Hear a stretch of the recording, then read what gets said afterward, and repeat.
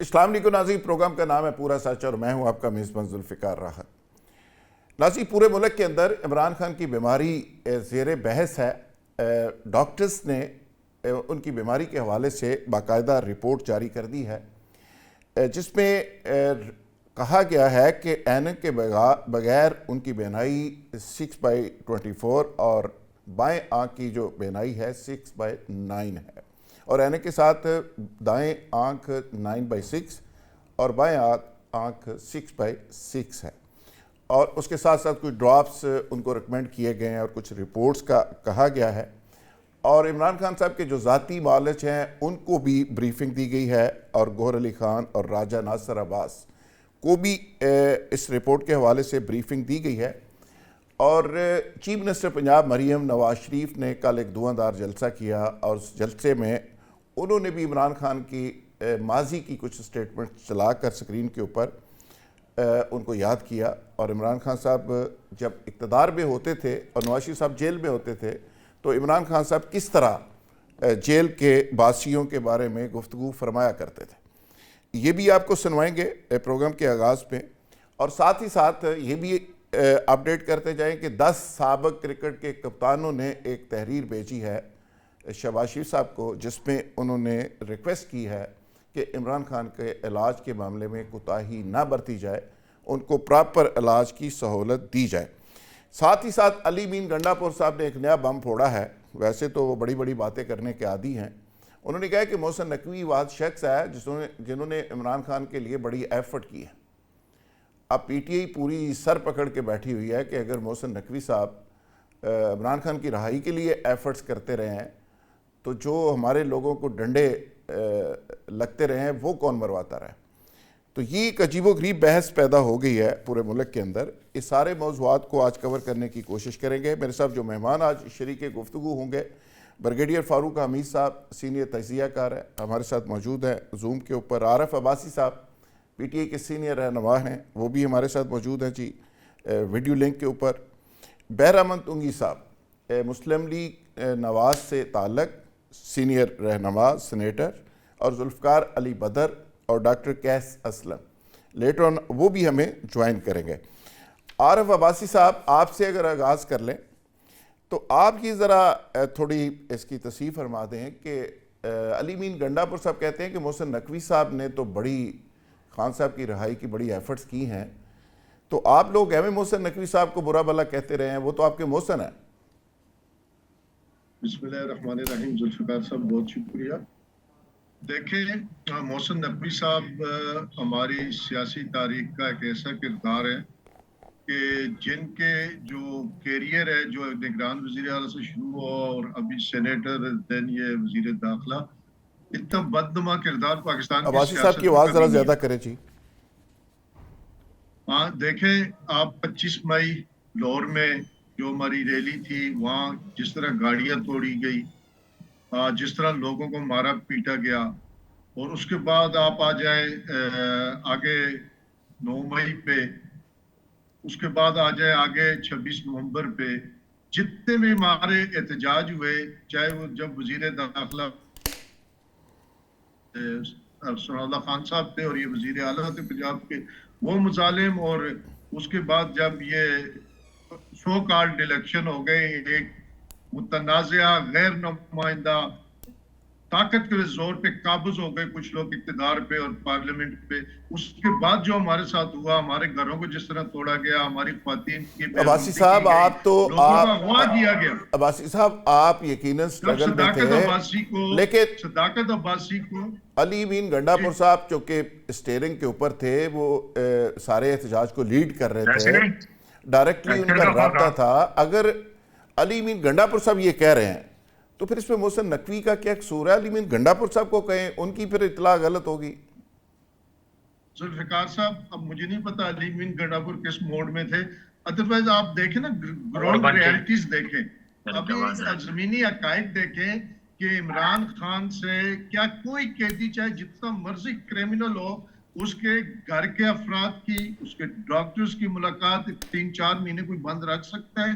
وہ بندہ جو پچھلے 2.5-3 سال سے جیل سے باہر عدالت میں نہیں لایا جا سکا، جس کو منصفانہ عدالت کی ہیئرنگ کا حق حاصل نہیں. ساری دنیا نے دیکھا جتنے مقدمے جیل میں پروسیڈ ہوئے، جیل میں چلائے گئے، ان کا کیا حال تھا. کیا کسی بھی انٹرنیشنل، کیا نیشنل لیول پہ، ایون ہائی کورٹ یا سپریم کورٹ کے لیول پہ آپ ان کو ڈیفینڈ کر سکتے ہیں؟ اسی وجہ سے جتنے مقدمے لگے اس میں عمران خان بری ہو گئے، اور باقی نہیں لگا رہے کہ اگر جب یہ کسی ہائر کورٹ میں جائیں گے، اس پہ جب جرا ہوگی تو ان کے پاس کوئی ایویڈنس نہیں ہے. تو میں سمجھتا ہوں کہ یہ عمران خان کے ساتھ جو ظلم ہوا ہے، عمران خان کے ورکر کے ساتھ، پارٹی لیڈر کے ساتھ، اس کی مثال شاید پاکستان کی تاریخ میں نہیں ملی.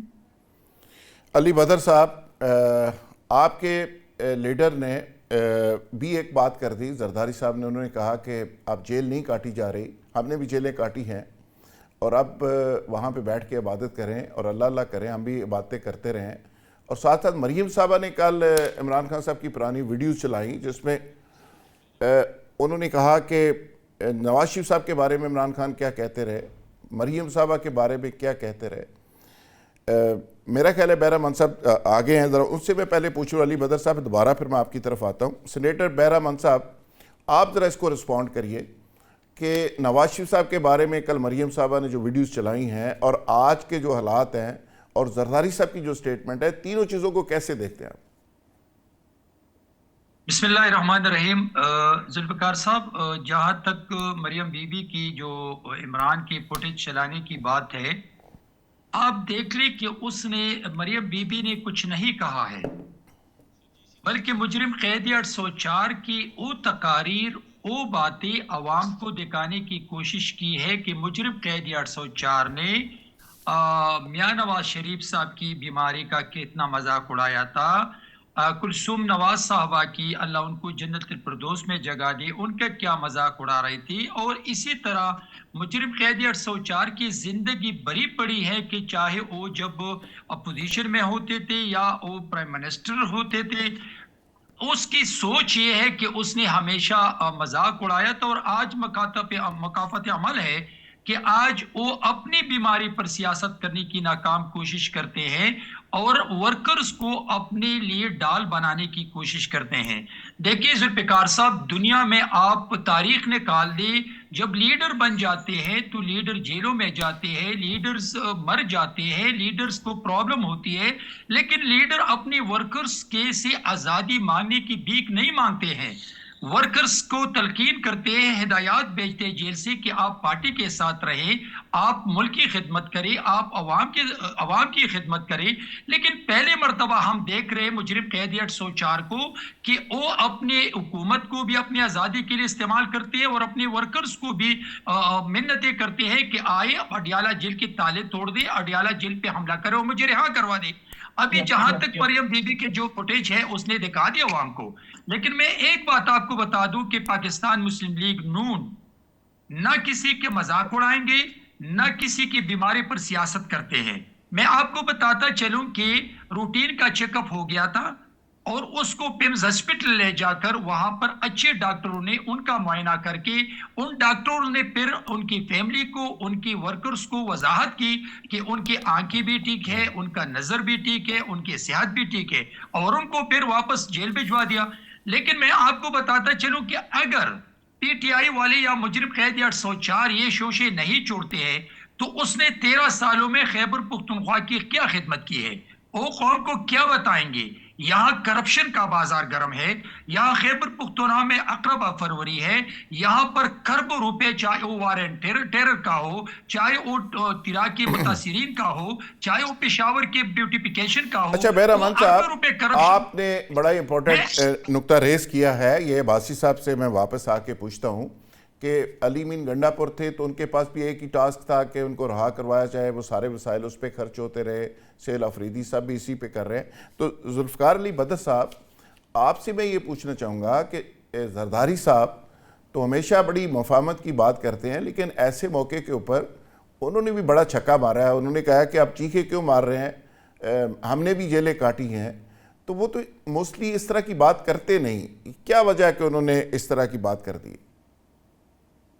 بسم اللہ الرحمن الرحیم. بہت شکریہ ذوالفقار صاحب، آپ نے اپنے پروگرام میں مجھے انوائٹ کیا. Thank you. دیکھیں آصف علی زرداری صاحب نے اگر اتنی تلخ بات کی ہے یا इस तरह का इजहार किया है, तो कोई ना कोई उसके पीछे तल्ख यादें या कोई ऐसी चीज जरूर होगी जिसकी वजह से उनको कोई ऐसी तल्ख जो है तलखी बर्दाश्त करनी पड़ी होगी, जिसकी वजह से अदरवाइज तो वो बहुत सब्र और हिम्मत हौसले बर्दाश्त वाले शख्स हैं, और वो कभी भी किसी बात का जवाब नहीं देते, क्योंकि पुरानी ऐसी बात कोई तलखी की हुई है जो खान साहब ने अपने दौर में की, उनकी बहन के साथ की या जरदारी साहब के साथ की, उस चीज को वो ज़हन में रखते हुए उन्होंने उस चीज को बयान किया।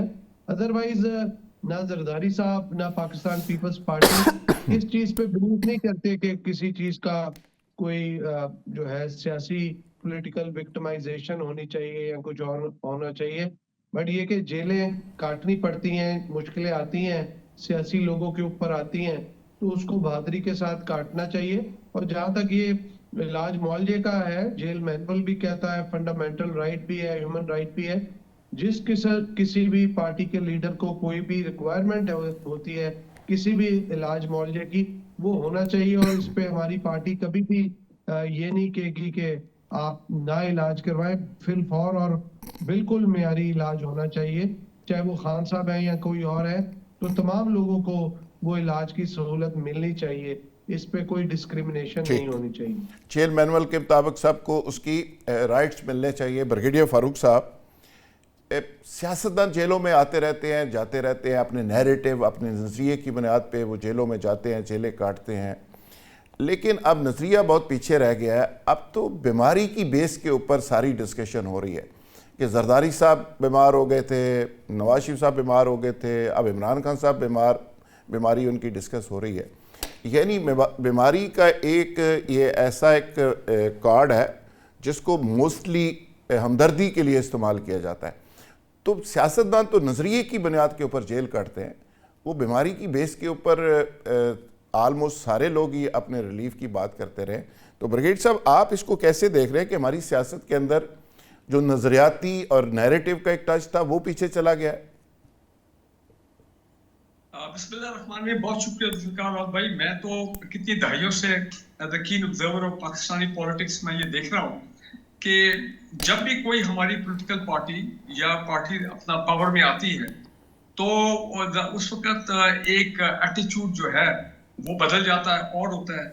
जब वो अपोजिशन में होते हैं तो जो अपोजिशन जो है जो वो पावर में आती है वो फिर एक और जिसको कहते हैं बदला लेने के मोड में आ जाते हैं और सियासतदानों को टारगेट करना, सियासतदानों को नीचे दिखाना, सियासतदानों पे ये केसेस होते हैं, हर किस्म के केसेस, ठीक है ना। अब ये 780 जो था ये तो खास दहशतगर्दी के लिए एंटी टेररिज्म को केसेस बनाए, अपना कानून बनाए गए था कई दहाई पहले खास दहशतगर्दों के लिए।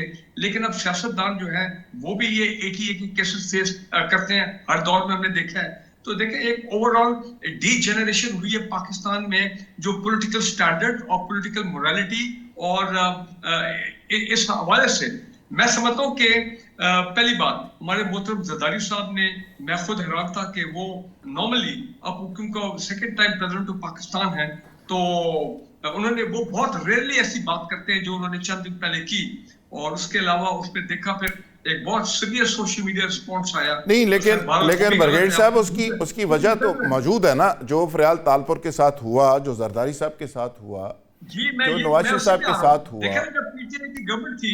जब पीटीआई की गवर्नमेंट थी तो ये सारे केसेस चले थे मनी लॉन्ड्रिंग के और ये fake accounts cases, omni group वगैरह वगैरह। तो मुझे याद है कि वो फरियाल तालपुर साहिबा भी वो भी बड़े सख्त प्रॉब्लम में थी, जरदारी साहब भी थे, ओमनी ग्रुप वाले, ये सारे। तो ये पे, और जब इमरान खान अमेरिका गए थे, जब वो पावर में थे उससे पहले, तो मुझे याद है उन्होंने वो एयर कंडीशनिंग वाली जो है किसी से बरामदगी भी एक देला बरामद नहीं हुआ। वो पता नहीं 1000 अरब रुपया डॉक्टर आसम साहब खा गए थे, 400 अरब पता नहीं कौन खा गया, शर्जील मेमन साहब पता नहीं कितने, वो सारी बातें तो होती रही लेकिन एक टका किसी से नहीं निकला। जी मुझे याद है 495 अरब का वो अपना ये जो केस की आप बात कर रहे हैं आज से कोई 8-10 साल पहले मोहतरम डॉक्टर आसिम साहब का, वो एंड में केस क्लोज हो गया, कुछ नहीं निकला। मैं कहना ये चाह रहा हूँ कि हमारे जो मोहतरम सियासतदान है, political party, they now have to sit together और एक ऐसा नया चार्टर ऑफ डेमोक्रेसी इवॉल्व कर रहे हैं कि पाकिस्तान में एक तो एक अच्छी जमहूरियत विद गुड स्टैंडर्ड प्रैक्टिसेस वो इम्प्लीमेंट हो, और ये एक दूसरे को टारगेट करना, एक दूसरे को विक्टिमाइज करना, ये चीजें पाकिस्तान में अब खत्म होनी चाहिए। नैब को भी इस्तेमाल किया, मैं मानता हूँ, मैं खुद नैब में रहा हूँ, लेकिन ये भी होता रहा है कि नैब के केसेस बनाए गए only to target the politician, opposition group के, फिर वो आगे पावर में, तो उन्होंने टारगेट करना शुरू कर दिया।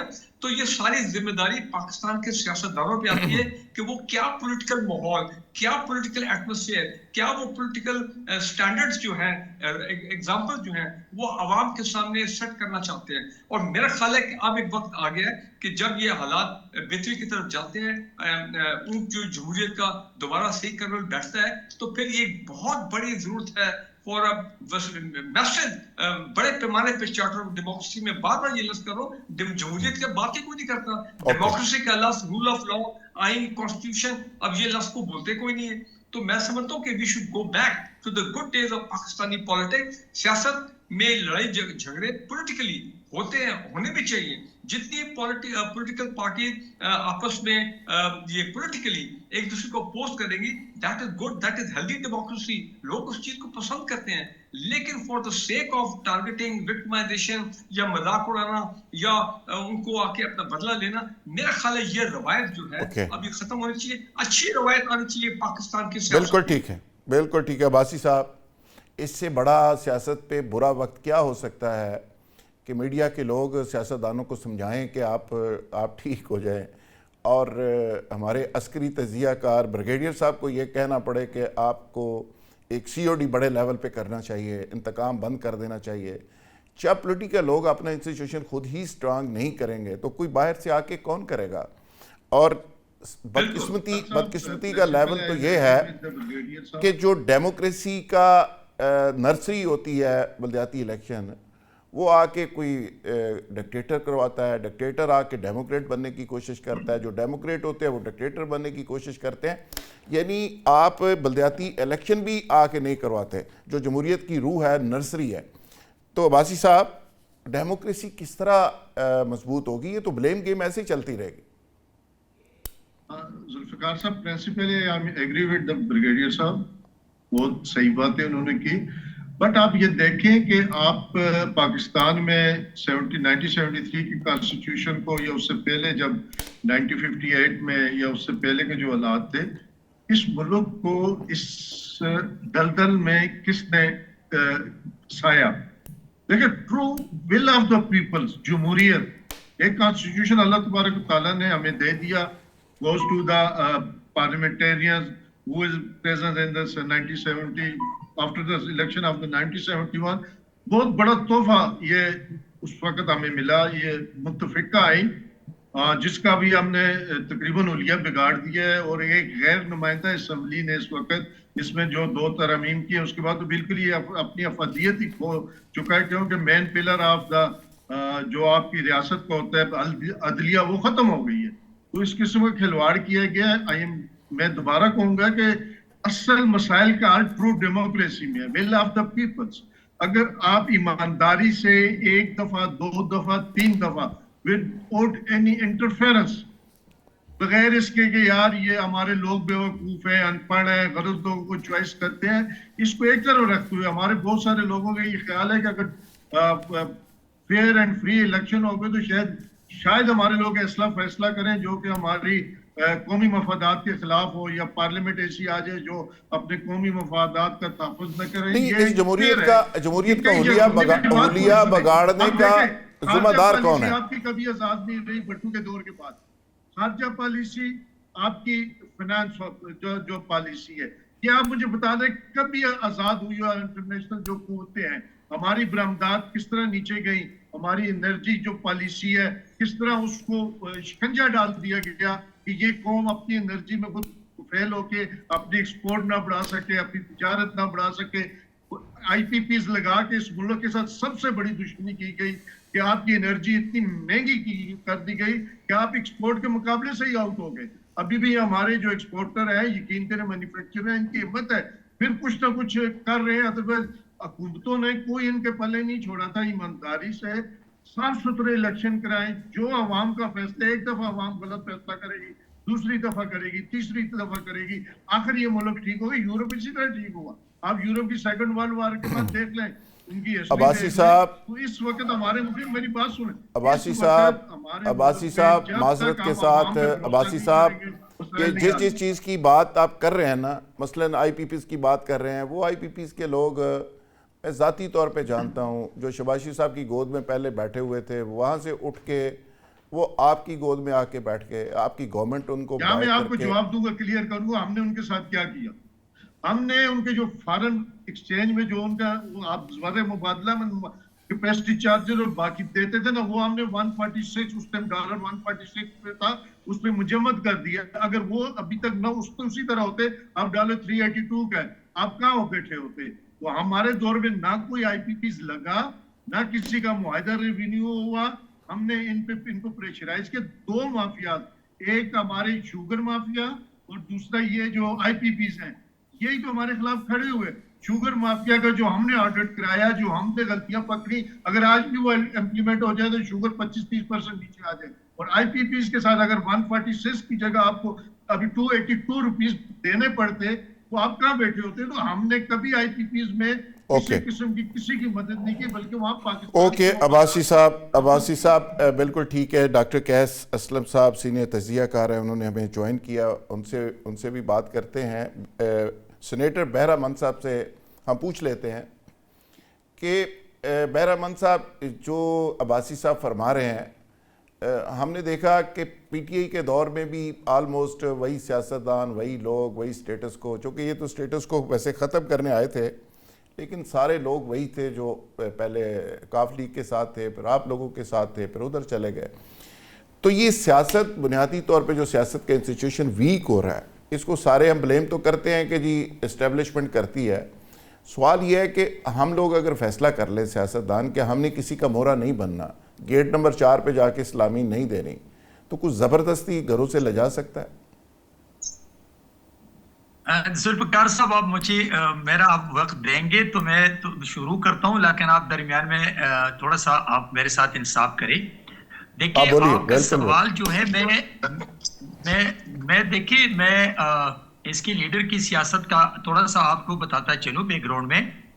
जब PTI बनी थी तो इसकी लीडर ने कहा था कि मैं किसी पार्टी का MNA, किसी पार्टी का MPA, किसी पार्टी का अहदेदार, किसी पार्टी का सेनेटर, कोई भी साबिका मिनिस्टर नहीं लूंगा अपनी पार्टी में, और मैं पार्टी उन लोगों से बनाऊंगा जो कि वो किसी भी पार्टी का रुकन वर्कर भी नहीं रहे हैं। ये रिकॉर्ड पे है। अब्बासी साहब को अगर PTI के साथ है रोज़े अव्वल से तो इनको याद होगा और आप लोगों को भी याद होगा।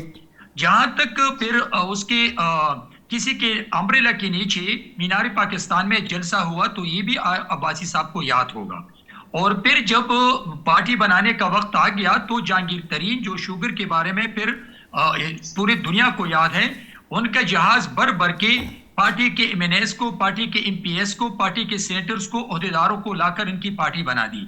और जब 25 जुलाई 2018 में इलेक्शन हुआ तो फिर अब्बासी साहब को याद होना चाहिए कि फिर MNAs और MPS के से जहाज भर के इनकी हुकूमत बना दी। तो अब्बासी साहब अपनी पार्टी के मंशूर और मैनिफेस्टो बताए कौम को कि PTI ने जो शुरू से जो पार्टी बनाई थी आज तक उसने क्या किया। अभी मैं आता हूं आपके सवाल की तरफ कि जब इसकी हुकूमत बनी थी और सिलेक्टेड प्राइम मिनिस्टर बने थे इनके लीडर, तो उसी वक्त उसने एज ए प्राइम मिनिस्टर उसका रोल जो था वो नेगेटिव था। उसने अपोजिशन लीडर के स्टेटस को कभी तस्लीम नहीं किया था, उनके साथ बैठने के लिए वो तैयार ही नहीं था, उनसे हाथ मिलाने के लिए वो तैयार नहीं था।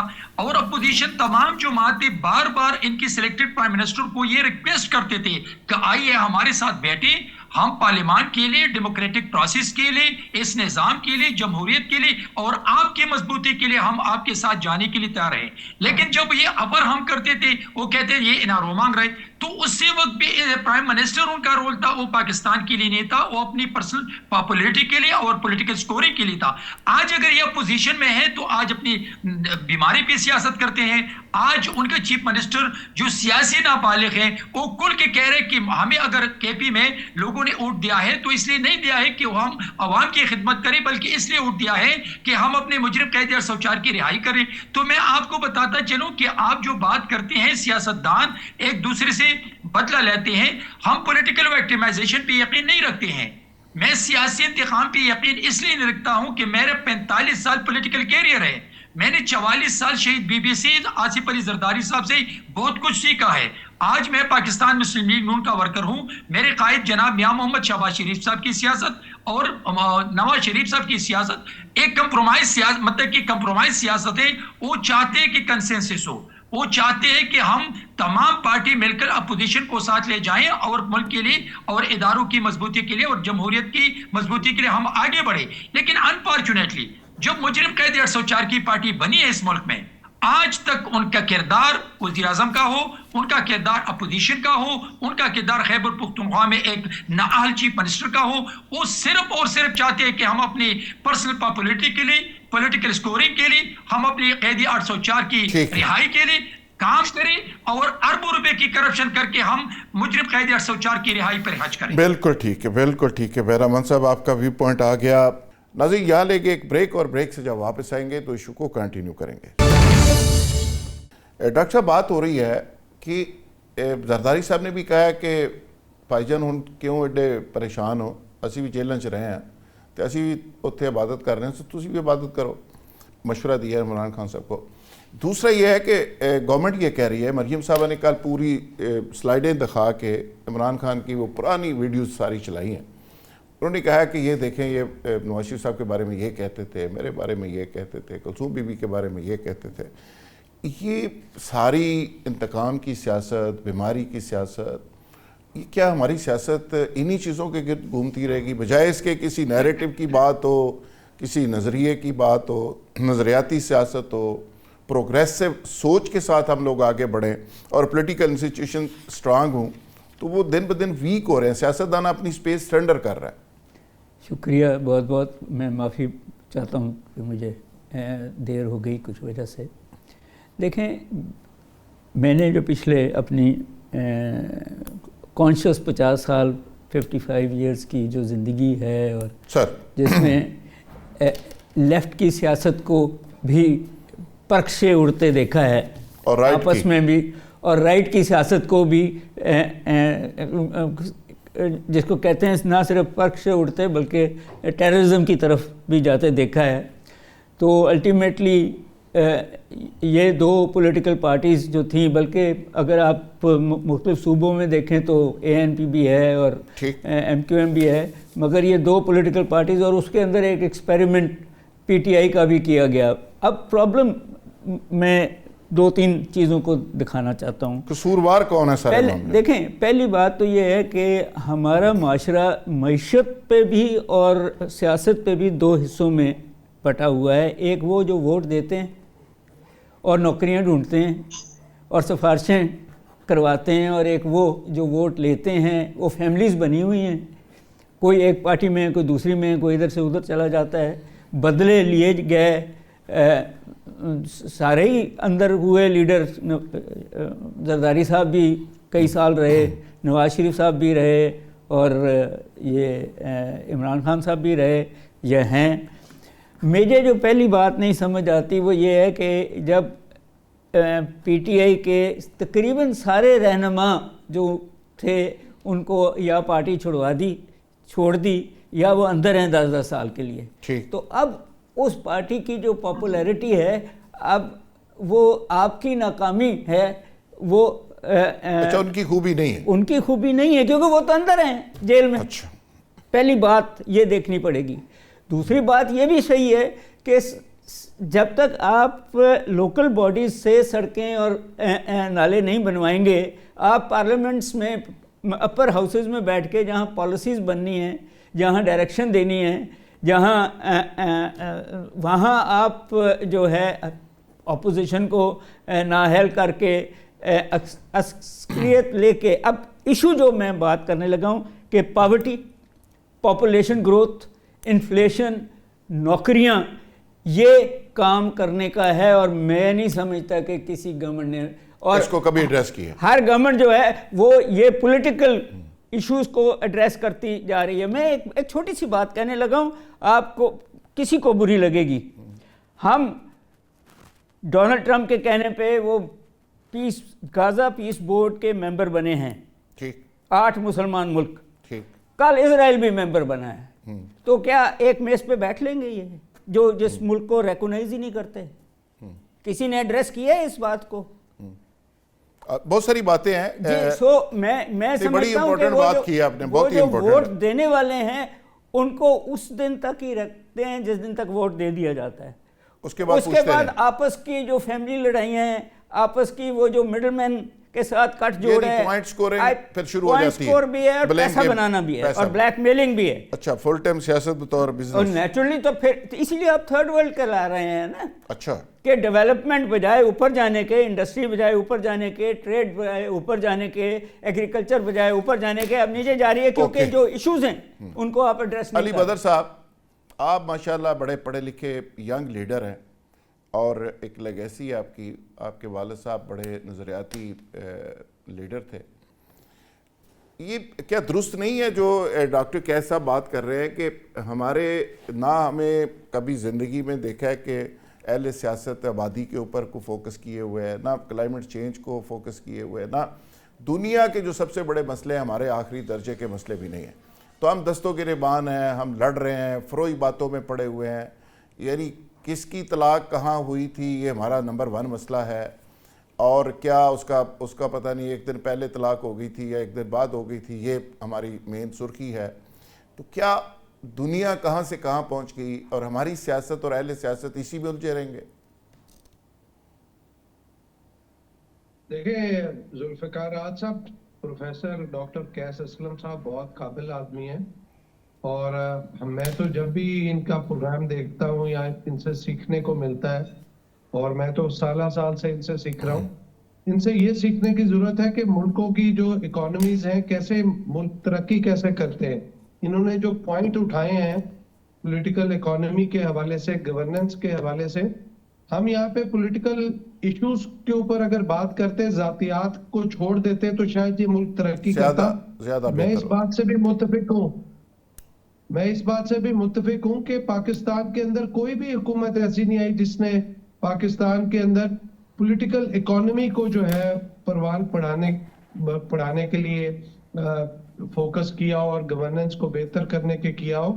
तो अगर ये चीजें कर लेते तो पॉलिटिकल इश्यूज की तरफ आ जाते और तमाम हुकूमतें ग्रैंड एजेंडे जिसके अंदर short term, mid term, long term goals को अचीव करने के लिए काम करती, तो आज हम पॉलिटिकल इशू से भी बाहर आ जाते और इकोनॉमी भी हमारी स्टेबल होती और पॉलिटिक्स भी हमारी स्टेबल होती और हम मुल्क को तरक्की की राह पे, ये जो सेक्टर्स इन्होंने किए गिनवाए हैं या जिनको पॉइंट आउट किया, एग्रीकल्चर है, इकोनॉमी के अंदर दीगर सेक्टर है, इंफ्रास्ट्रक्चर है, गवर्नेंस है, सॉफ्ट इंफ्रास्ट्रक्चर है, हार्ड इंफ्रास्ट्रक्चर है, ये तमाम वो सेक्शंस हैं, सेक्टर्स हैं जिसके ऊपर किसी गवर्नमेंट ने फोकस नहीं किया था। तो दौर आर्टिफिशियल इंटेलिजेंस का है, तो यहाँ पे आपको इस किस्म की चीजों को इक़दामात करने होंगे कि पाकिस्तान के अंदर आपके अंदर ट्रांसफॉर्मेशन हो, आपकी तमाम पब्लिक पॉलिसी को रिव्यू करने की जरूरत है, आपकी इकोनॉमिक, एग्रीकल्चर और दीगर तमाम शोबा को जो है आपको रिव्यू करने की जरूरत है, ताकि आप पब्लिक पॉलिसी को भी लॉन्ग टर्म यहाँ से 5 साल से लेके 100 साल तक करें और उसके बाद गवर्नेंस को किस तरह अचीव करना है, क्या करना है, और फिर system of check and balance, transparency and accountability का लाने की जरूरत है। अगर हम आपस में तमाम political forces, political parties, political leadership including establishment सबको साथ बिठाएं, उनसे भी इनपुट लिया जाए कि आप बैठ के तय करें कि पाकिस्तान को आगे लेके जाने के लिए आप क्या ग्रैंड एजेंडा बनाते हैं, क्या उसको स्ट्रेटेजाइज करते हैं। क्योंकि अगर इस मुल्क का कंपैरिजन किया जाए फार ईस्टर्न कंट्रीज के साथ, मिडिल ईस्टर्न कंट्रीज के साथ, या पाकिस्तान के बाद जो मुल्क बिल्कुल ठीक आजाद हुए हैं, तो आज हम उनसे बहुत पीछे हैं। तो हमें बहुत सारी चीजों को सोच विचार करके आगे लेके चलने की जरूरत है। तो हमें डॉक्टर साहब ने जितनी पॉइंट आउट की है चीजें, इन सब के ऊपर फोकस करने की जरूरत है। सबसे पहले एक जो चीज इंपॉर्टेंट है, we have to put our house in order. तमाम पॉलिटिकल पार्टीज को अपनी पार्टीज को ऑर्गेनाइज करने की जरूरत है और इस मुल्क को हमें विद इन द कंट्री अपना हाउस इन ऑर्डर करने की जरूरत है। तमाम इंस्टीट्यूशंस को ठीक करने की जरूरत है। ये चीजें ठीक हो गई तो हमारा मुल्क एक तरक्की की राह पे गामजन होगा और हमारे ये जितने मसाइल हैं ये सारे एड्रेस होंगे। برگیڈ صاحب پھر عجیب لگتا ہے، میں دوبارہ آپ سے پھر سیاست پہ ظاہر پوچھوں گا اور آپ ایڈوائس دیں گے، اور پتہ نہیں ہمارے کو اہل سیاست دوست کو برا بھی لگے کہ بریگیڈیئر صاحب ہمیں بتا رہے ہیں کہ سیاست کیسے ہونی چاہیے۔ ویسے تو ہمارے ہاں رواج ہے کہ ہم فوج کو بتاتے ہیں کہ فوج کیسے چلنی چاہیے، اور فوج ہمیں بتاتی ہے کہ سیاست کیسے چلنی چاہیے۔ یہ تو خیر ایک ہے ہمارا رومانس۔ لیکن بریگیڈ صاحب یہ کتنا ہی اچھا ہو کہ جس طرح پولیٹیکل اکانومی کی بات ہو رہی ہے، فری اکانومی کی دنیا میں بات ہو رہی ہے، نئے اتحاد بن رہے ہیں، نئے پروگریسو کنٹریز نئے اٹھ کے سامنے آ رہے ہیں، پاکستان کو بھی اللہ نے بڑی ایک رسپیکٹ عزت دی ہے پوری دنیا میں، نئے راستے کھلے ہیں۔ ایسی اپرچونٹی کو ہم استعمال کر کے ہاؤس ان آرڈر کر کے ہم بہت آگے نکلتے، اور جینون جو ایشوز ہیں، ٹیکسٹائل ہے، انڈسٹری ہے، ریل اسٹیٹ ہے، اور آپ کی آبادی کا ایشو ہے، آپ کا کلائمیٹ چینج ہے، باقی چیزیں ہیں جو جینون ایشوز ہیں جس پہ پوری دنیا سر جوڑ کے بیٹھی ہوئی ہے، ہم اس پہ بیٹھنے کی بجائے ہم کن چیزوں میں الجھے ہوئے ہیں کہ آنکھ کا آپریشن ہوا ہے نہیں ہوا۔ اب پچھلے 2 مہینے سے سارا میڈیا اور ساری قوم اور ساری گورنمنٹ اور ساری مشینری اس پہ لگی ہوئی ہے، تو یہ ہم کن چیزوں میں پڑ گئے ہیں؟ ذوالفقار راحت بھائی، with all respect to our very honorable senior politician جو ساتھ بیٹھے ہیں، دیکھیں میں سمجھتا ہوں آپ نے مجھے کہا نا عسکری، believe me in my heart and I am probably as good a Democrat as my dear نہیں، آپ تو ہمیشہ ہی آپ کا سٹائل ایسے ہی ہے۔ میری ہمیشہ ویژن یہ رہا ہے کہ پاکستان میں civil supremacy, rule of law, آئین، کانسٹیٹیوشن اور ہمارے جو سویلین لیڈرشپ ہے، پولیٹیکل لیڈرشپ ہے، یہ پاکستان کے یہ ہے صحیح ہمارے ریپرزینٹیٹیو دنیا میں، اصولاً یہ ہونا چاہیے۔ لیکن اب بات یہ ہے کہ ابھی ہمارے بھائی نے کتنی اچھی بات کی، ول آف دا پیپل۔ بھائی آپ مجھے بتائیں 3 دن پہلے بنگلہ دیش میں الیکشن ہوئے، میں تو حیران رہ گیا، کیا ہم ان سے کوئی کم ہیں یا وہ کوئی ہم سے کوئی بہت زیادہ ہیں؟ ایک دن میں آزادی ملی تھی، we all fought together for Pakistan, ہم ایک ہی تھے، ابھی بھی ایک ہی ہیں، اور انشاءاللہ ایک رہیں گے۔ میں کہنا یہ چاہ رہا ہوں کہ آپ دیکھیں وہاں پہ will of the people 2 دن میں الیکشن، کتنے مزے سے الیکشن ہوئے، کتنے آرام سے وہ لوگ بیٹھے، جماعت اسلامی اور سارے لوگ بیٹھے، کوئی جلسے نہیں، جلوس نہیں، ہوا، اور آپ دیکھیں کہ کیسے وہاں پہ کوئی رولا نہیں پڑا۔ لیکن میں ایگزامپل آپ کو دے رہا ہوں، ابھی آپ دیکھیں یہ ہماری پولیٹیکل پارٹیز کی ذمہ داری ہے، لا میکرز کی ذمہ داری دا پارلیمنٹ، کہ اب الیکشن کمیشن آف پاکستان ہے بھائی 1 سال سے اوپر ہو گیا، یہ شاید زیادہ عرصہ ہو گیا، اگر ان کے ٹرم ایکسپائر ہو گئے تو ایسا ساؤنڈ قانون ہونا چاہیے کہ سسٹم کو آٹومیٹکلی کام کرنا چاہیے۔ نیو الیکشن کمشنر اور نیچے جو باقی جو اور ریپرزینٹیٹیوز ہیں ان کا ٹرن اوور وغیرہ وغیرہ، ایک تو یہ بات۔ دوسرا جب لا میکنگ کی بات آتی ہے، ایک وقت تھا واقعی میں 90s کی بات کر رہا ہوں، کیسے دھوئیں تھا جناب، ڈیبیٹ ہوتے تھے پارلیمنٹ میں، ہم خوش ہوتے تھے، سن رہے ہیں کہ جناب کمال کر دیا، آج ہمارے ایم این اے، آج ہمارے سینیٹر صاحب نے۔ اب وہ ڈیبیٹ کا کلچر جو ہے وہ بہت ختم ہو گیا۔ وہ آپ کی بات صحیح ہے کہ 4 سال سے جب سے معاملات بدلے ہیں تو ڈیبیٹس کا وہ اسپرٹ ختم ہو گیا۔ میں آپ کو ایک بات بتاؤں، میرا خیال my best moment in life Pakistan کی سیاست کے حوالے سے جب سن اے پی ایس ہوا تھا۔ دیکھیں ذوالفقار صاحب، ایوری تھنگ از پاسبل، یہ سب ہمارے لوگ بہت محترم ہیں۔ سن اے پی ایس ہوا، تمام پولیٹیکل پارٹیز کے ہیڈ، عمران خان نے اپنا دھرنا چھوڑا، سارے آگے پشاور، ہمارے آرمی چیف بھی آگے، سب ایک ٹیبل پہ، ایک کمرے میں، ایک چھت کے نیچے بیٹھے، اور خدا کی قسم کیا ڈسپلے تھی نیشنل یونٹی کی، پولیٹیکل یونٹی کی۔ اس کے بعد کیسا نیشنل ایکشن پلان بنا، اور پھر کتنا زبردست بھرپور آپریشن ہوا کو نیشنل انٹرسٹ، نیشنل یونٹی۔ تو میں کہنا یہ چاہ رہا ہوں اب وقت آ گیا، جس طرح ہمارے بھائی نے صحیح کہا، اسٹیبلشمنٹ آن بورڈ وغیرہ، تو یہ ہماری پولیٹیکل لیڈرشپ کی ذمہ داری ہے کہ وہ ایک حالات ایک ایسا کریٹ کریں کہ everybody should sit down together and سے کہ جی آئندہ کا پاکستان کو پولیٹیکلی، اکنامکلی، سیکورٹی وائز لے جانے کے لیے ہمارا یہ کورس آف ایکشن ہے، اور سب اس پہ ایگری کریں۔ اور جب سب ایگری کریں گے تو آپ دیکھیں اگلا الیکشن بھی نہایت ٹرانسپیرنٹ ہوگا، will of the people prevail کرے گی۔ بریڈ صاحب بالکل ٹھیک ہے۔ عباسی صاحب، آپ کی گورنمنٹ 15 سال سے گورنمنٹ ہے کے پی کے اندر، علی امین گنڈا پور صاحب اور پہلے صاحب اور اب والے صاحب، اس سارے کے سارے ایک ہی چیز پہ فوکس ہے۔ ٹھیک ہے آپ لیڈر کے لیے نکلے ہیں، ان کو رہا بھی کروائیں، سرکاری وسائل کا استعمال بھی ہو رہا ہے، اور اگر ڈیولپمنٹ پہ اور اپنی گورننس کے اوپر فوکس کریں، کل کو عوام کے پاس بھی جانا ہے، اور اگر سی ایم کہے کہ جی مجھے ہمیں مینڈیٹ جو ہے صرف لیڈر کی رہائی کا ملا ہے، عوام کی خدمت کا نہیں ملا، تو یہ کیا سیاست ہے؟ دیکھیں جہاں تک کے پی کے کا تعلق، الحمدللہ پچھلے تینوں الیکشنوں میں ہمیں وہاں جس میں میجارٹی ہماری بڑھتی ہی گئی ہے، کم نہیں، جو ہمارے 2008 میں ملی تھی اس سے زیادہ ہمیں 2018 میں ملی تھی، اس سے زیادہ ہمیں 2013 میں ملی، اس سے زیادہ ہمیں 2018 میں ملی، اس سے زیادہ ہمیں 2024 میں ملی. تو وہاں خدمت ہو رہی ہے تو لوگ ووٹ دے رہے ہیں. ویسے تو کے پی کے کی تاریخ ہے کہ انہوں نے سیکنڈ ٹائم چاہے کتنی بڑی جماعت ہو اس کو دوبارہ الیکٹ نہیں کیا، ایک ایک دفعہ باری دیتی ہے. تو میں سمجھتا ہوں ٹھیک ہے غلطیاں کوتاہیاں ہوں گی، میں نہیں سمجھتا کہ ہم وہاں دودھ کے دلے ہیں اور بہت زبردست پرفارمنس ہے. میں بھی کہ وہاں اس طرح ڈیلیورنس نہ ہو، بٹ وہ تو امتحان ہے. 2-3 پروجیکٹ بتا دینا اس ٹینیور میں، کوئی 2-3 پروجیکٹ بتا دے کہ جس پہ بڑا کام ہو رہا ہے. دیکھیں ابھی عرصہ کتنا ہوا ہے پروجیکٹس آن گراؤنڈ ہے. میں کوئی کے پی کے اسمبلی کا حصہ بھی نہیں ہوں، میں پنجاب سے اور پنجاب کی پارٹی میں یا پنجاب اسمبلی میں تھا. کے پی کے کا جو منشور ہے وہاں وہ اپنی ڈیلیور اگر نہیں ہوگی تو لوگ اس کا ہمیں ریوارڈ دیں گے، ہم ریجیکٹ کر دیں گے آنے والے الیکشنوں میں. سینیٹر بہرامند صاحب آپ بتائیے جی. یہ جو ایک منٹ جو پارٹیاں وہاں ریجیکٹ ہو گئی ہے، جن کی ضمانتیں ضبط ہو گئی ہے، جنہوں نے بیک میں دوسری نشستیں لے کے اسمبلی میں بالکل ٹھیک ہے، بالکل ٹھیک ہے، اجلاس بلانے کا اختیار وہ خیرات میں سیٹیں لے کے حاصل کیا ہے. ان کے پاس سینیٹر بہرامند صاحب کہ یہ اجلاس بلانے کی حیثیت میں ہوتے، وہ ہم پہ ہماری پرفارمنس میں باتیں کریں. تو سینیٹر صاحب آپ کیا کہیں گے جی؟ دیکھیے ذوالفقار بھائی، یہ عباسی صاحب نے کہا کہ غلطیاں کوتاہیاں ہوتی ہے، یہ سیاست بالکل ایسا ہے. لیکن جب ایک نااہل، نالائق، ناسمجھ اور کرپٹ چیف منسٹر کھڑے ہو کے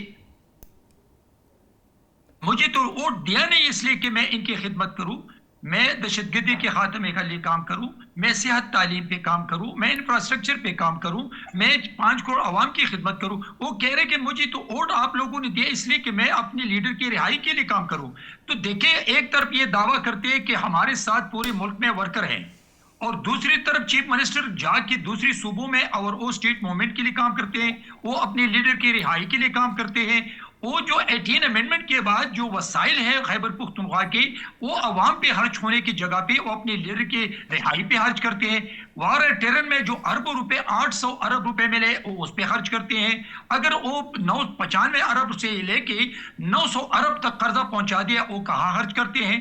آج اگر تیرا کے لیے 400 ارب روپے ریلیز کروا کے، پشاور بیوٹیفیکیشن کی 200 ارب روپے ریلیز کروا کے وہ کہاں خرچ کیے ہیں؟ ہم تو یہ پوچھتے ہیں کہ غلطیاں ہوگی 20%، 30%، لیکن آپ بتائیں کہ 13 سالوں میں آپ نے اس صوبے کو کیا دیا؟ ہمارے اوپر بمبرس آتے ہیں. آپ کا نالائق spokes person T T P کو دہشت گرد جماعت ماننے کے لیے تیار نہیں ہے. آپ کا چیف منسٹر یہ مانگتے ہیں کہ بھئی اگر آپ یہ کہتے ہیں کہ بلوچستان افغانستان کی زمین ہمارے خلاف استعمال ہو رہے، تو آپ کا چیف منسٹر کہتے ہیں کہ آپ ثبوت دے دیں.